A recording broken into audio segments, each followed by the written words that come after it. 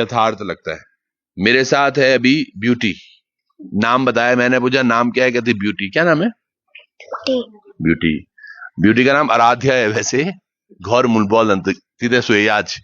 पर अभी मैं हूं, एक गांव है केड़ा, ये हमारे रुद्रप्रयाग जिले में एक कड़ा दूरस्थ गांव है। सड़क बड़ी मुश्किल यहां पहुंची है और सड़क के हालात से गांव का नासूर बना हुआ है। ये पहली जगह ऐसा है जहां ग्रामीणों का कहना है कि जब तक सड़क नहीं थी हम विकास की तरफ देख सकते थे, पर आज विनाश को देख रहे हैं। कहीं भी पहुंचते नहीं है, बहुत सारी दिक्कतें हैं। खैर, आज हमारा प्रोग्राम ये भी था कि इनके विद्यालय में जाएंगे, इनसे बात करेंगे, क्योंकि ये तकरीबन ऐसे हमारे नन्हे मुन्ने 37 बच्चे हैं जो इस स्कूल में हैं। बट अनफॉर्चुनेट ये भी है कि वहां केवल एक ही टीचर है। अभी तक कभी भी प्रधानाध्यापक वहां नहीं पहुंचे और कभी उनका अपॉइंटमेंट नहीं हुआ है। बीच में 2 टीचर रहे, एक राणा जी और एक और मैम है वंदना। इन्होंने, राणा जी या गोस्वामी जी, राणा जी, गोस्वामी जी, वंदना मैम, ये तमाम रहे जिन्होंने थोड़ा सा विद्यालय की कंडीशन को ठीक किया था, बच्चों की देख रेख की थी, पढ़ाई लिखाई। अभी थोड़ा सा असमंजस में है गांव वाले, क्योंकि एक एक महीने टीचर टिक रहे हैं। अब थोड़ा बच्चों से भी बात करते हैं। क्या नाम है आपका? जोर से बोल। अर्पित। अर्पित। मम्मी तो बोल रही थी बहुत आवाज आती है, बोल खाना नहीं क्या आज? खाना नहीं क्या? क्या क्यों? क्या है?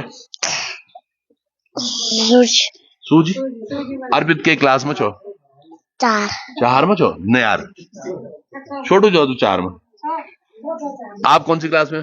4। आपका क्या नाम है? अनुराग। हाँ? अनुराग। अनुराग। और आपका? आराध्या। आप वो कैसे बोला आराध्या? अभी तो ब्यूटीफुल ट्रेन। आपका क्या नाम है भाई? आदर्श। आदर्श। सब ऊपर ए पे वेद हो रहे हैं, बोल के हमारा लोड़ो ना जल्दी ऑल रोल नंबर। आपका जानवी। जानवी। आपका? ग्रीस। ग्रीस। क्रिश। क्रिश। अच्छा, क्रिश वाला, वो ऋतिक रोशन वाला क्रिश। आपका क्या नाम है? आरुषि। आरुषि। प्रिंस राणा। प्रिंस राणा। आर्यन राणा। आर्यन राणा। ऋषभ राणा। ऋषभ राणा। आरोही राणा। आरोही राणा। मैं बोली भाई और रोल नंबर हो बड़ो ख्याल दो रही हूँ। लगभग ए और आप और विजिन सब आनो। पर सबसे बड़ी बात है ये, अभी क्योंकि आज छुट्टी है विद्यालय की, तो हम गांव में ही बैठे हुए हैं। गांव के जो प्रधान जो चौक होता है वहां पर हैं। इन बच्चों का भविष्य यकीन मानिएगा, यहाँ से गांव से बहुत अच्छे अच्छे बच्चे निकले हैं पढ़ के। ये तब उन व्यवस्थाओं में जब यहाँ पर टीचर उपलब्ध थे। कुछ पेरेंट्स भी हैं, इनसे भी बात करते हैं। बच्चों में एक कविता कोई सुनाएगा मुझे, और वो होगा जो सबसे पहले हाथ उठाएगा। Very good. हाँ सुनाओ।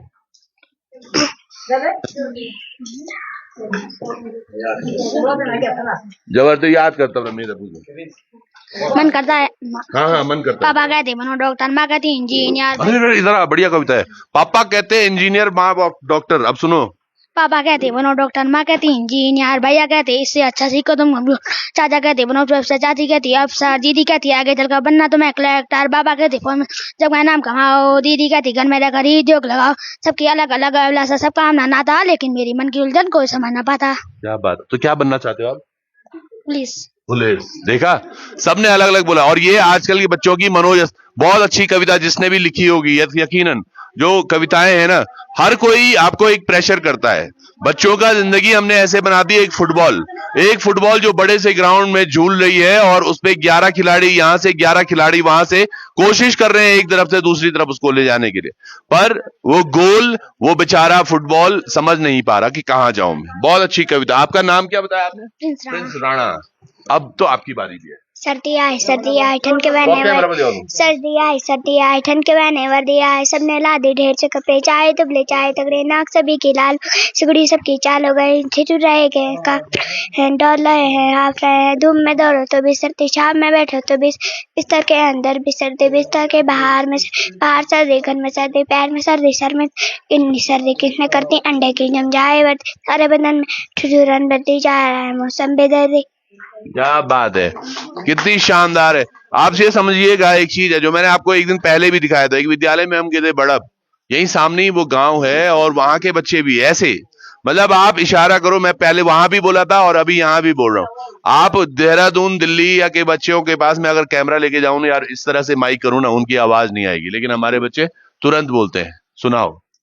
मन करता है सूरज बनकर आसमान में दौड़ लगाऊं, मन करता है बाबा बनकर घर में सब पर दौड़ जमाऊं, मन करता है पापा बनकर मैं भी अपनी मूछ बनाऊं, मन करता है कोयल बन ची ची ची ची मीठे मीठे बोल सुनाऊं, मन करता है चिड़िया बनकर ची ची ची शोर मचाऊं, मन करता है तितली बनकर आसमान में उड़ता जाऊं, मन करता है चरखी बन नीली लाल पतंग उड़ाऊं। क्या बात है, मन करता है, बहुत कुछ मन करता है इन बच्चों का भविष्य पता है।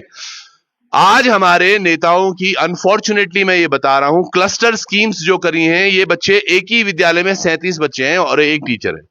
इन्होंने आसपास के 2-3 स्कूल बंद कर दिए, इधर उधर जो बच्चे पढ़ने जाते थे वो सब एक ही जगह पे हो गए। पर इनकी व्यवस्थाएं भी तो देखो, यकीन मानिएगा आज हमारे ग्रामीण क्षेत्रों में पढ़ाई का स्तर दिन प्रतिदिन नीचे जा रहा है और इसमें शिक्षकों की अनफॉर्चुनेटली गलती नहीं है। अब इन्हीं के शिक्षक सोचिएगा, 37 बच्चे हैं अलग अलग क्लास में, कहीं कुछ बच्चे हैं कहीं कुछ बच्चे हैं 1 से लेके 5 तक। उसी टीचर को इनका खाना भी बनवाना है, दिन का राशन भी लानी है, अटेंडेंस भी भेजनी है, स्कूल में देखना भी है क्या कुछ हो रहा है, कहीं कुछ चोरी तो नहीं हो गया, कहीं कुछ हो गया, कहीं पे कंस्ट्रक्शन चल रहा है, वो सब एक टीचर देखेगा। तो वो पढ़ाएगा कब? और इतने सारे बच्चों के साथ तो हर क्लास में एक चाहिए, चलो ना भी हो कम से कम मुझे लगता है 37 बच्चों पे जो आपका एक पैरामीटर होगा, कम से कम 3 टीचर तो होने चाहिए। और अगर वो नहीं होगा तो वो कब होगा? तो ये तमाम चीजें हैं, है ना ब्यूटी? कितने टीचर होने चाहिए? 5। कितने? 5। तो ये समझ में आ रहा है। हाँ बेटा, आपका क्या नाम बताया आपने? जानवी। जानवी कौन सी क्लास में? 8 में। कौन से स्कूल में जाते हो आप? राजकीय इंटर कॉलेज चंद्रनगर में। चंद्रनगर में कैसे हैं, कितने टीचर? 17-18।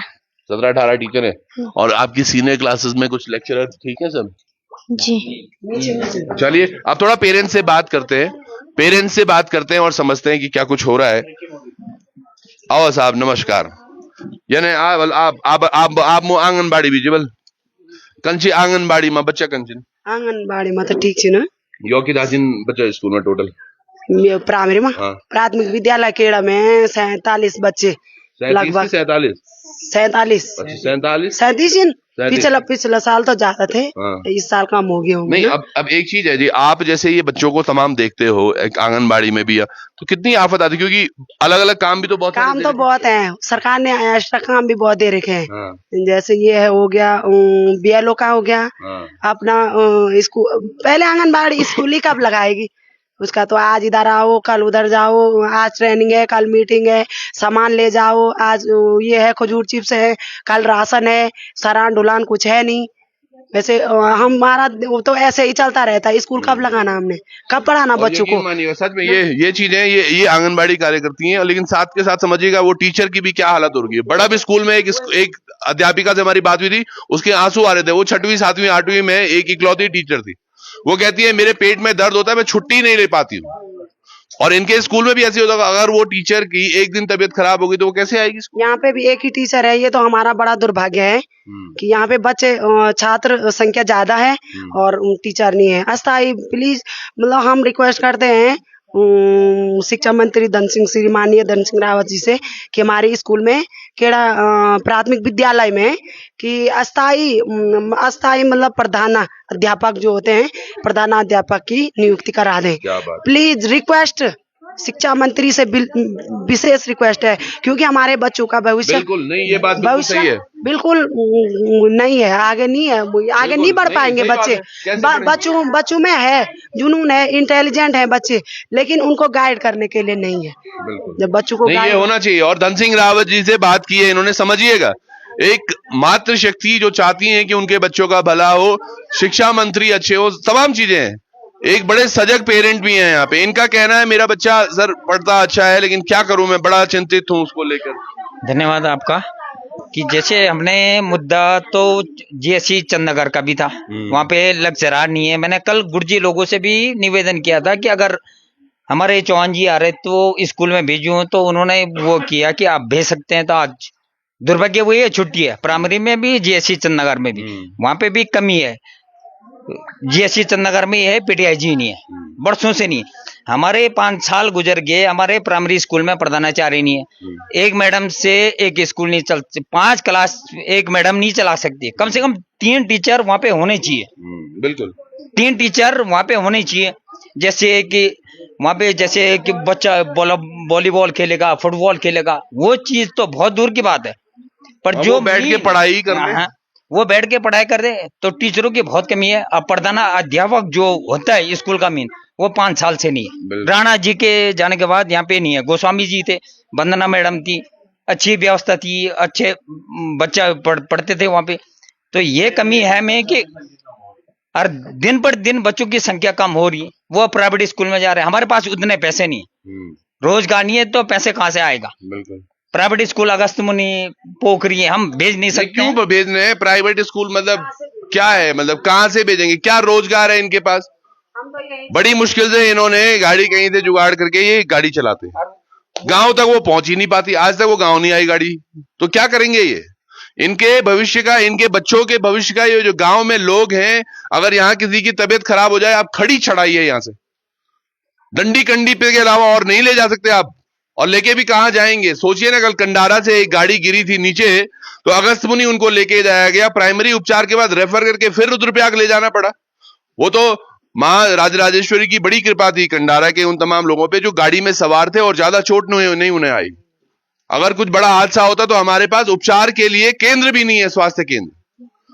आंगनबाड़ी कार्य करती, जैसे अभी दीदी बोल रही थी कि हमारी ड्यूटी लगा रखी है इन्होंने, बीएलओ कहीं बना रखा है, कहीं कुछ बना रखा है, कहीं टीचरों को। ये मान के चलो केदारनाथ की जो यात्रा चल रही थी उस टाइम टीचर्स की ड्यूटी लगा रखी थी, आप यात्रा संभालो। अरे क्या बौद्धिक क्षमता है आपकी? अगर टीचर इस तरह से काम करेंगे तो पढ़ाएगा कौन? ये हमारे बच्चों का भविष्य कौन सुधारेगा?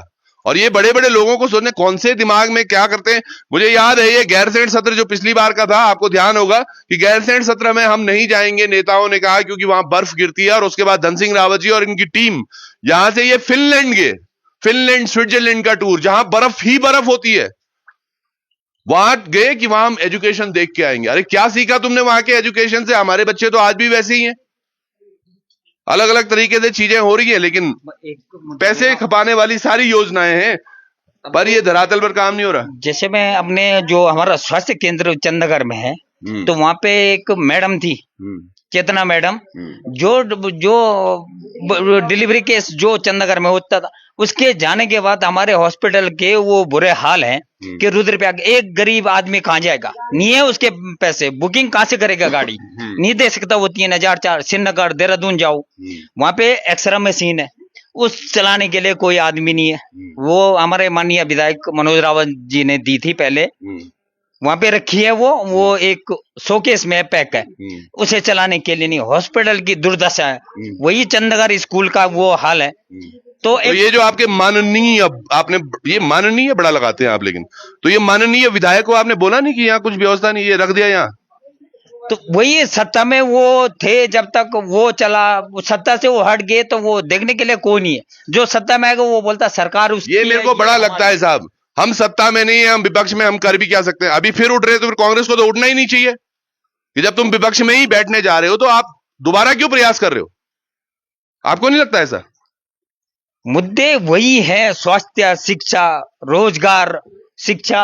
और जैसा हमने दिखाया, घर नल जल लगे, पानी की वो सब जगह है, पर पानी आज भी एक बूंद नहीं है उनपे। 2-2 फिल्टर रखे हैं। समस्या क्या? वो कहेगा वो करेगा, वो करेगा। अब बिल यहाँ रखे हैं 600 रुपए, 3-3 हजार के, कौन देगा इस समस्या? ये चीज है, ये भी बड़ा बात है। ऐसे ही एक खबर हमारे पास आई है, वो शायद हम आज या कल आपको दिखाएंगे। पानी, नल पे पानी नहीं है, लेकिन 3-3 महीने के बिल आ रखे हैं। और लाइट की व्यवस्था के लिए, वैसे देखो शायद अब एसडीओ अगर इस पे संज्ञान लेंगे, तो एसडीओ को हमने इत्तेफाक उनको बताया है कि यहाँ पर क्या समस्या है लाइट को लेके। इनके ही घर के ठीक सामने बिजली के नंगे तार हैं सीढ़ियों पर। कभी भी कोई घटना शायद हो जाए, बच्चे सब ही तमाम, अगर कुछ हो जाए तो यकीनन ये बड़ा दुस्वप्न होगा। तो इससे पहले उसको रेक्टिफाई किया जाए। पर ये सारी दिक्कतें समझिएगा, ये बच्चे हैं, इनके भविष्य के साथ खिलवाड़ ना हो, मेरा गुस्सा तो ये है। चलिए, बहुत बहुत धन्यवाद सर आपका, और आपका भी, तमाम ग्रामीणों का भी। जुड़े रहिएगा, बहुत बहुत धन्यवाद, नमस्कार।